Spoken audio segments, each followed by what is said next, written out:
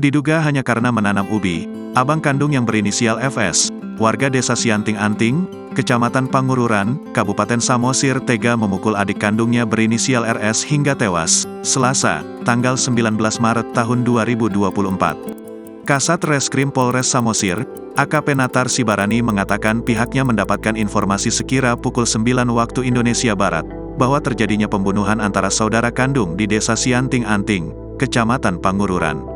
Sekira pukul 10 waktu Indonesia Barat, korban ditemukan tewas di belakang rumahnya.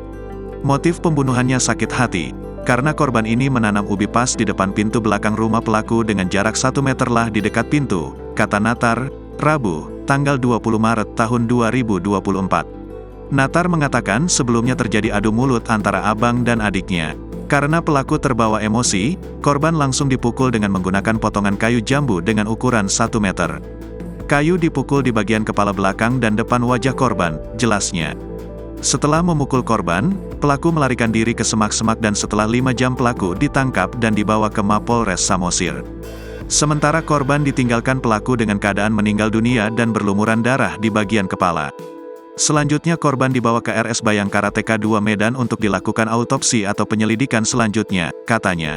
Download Tribun X sekarang. Menghadirkan lokal menjadi Indonesia.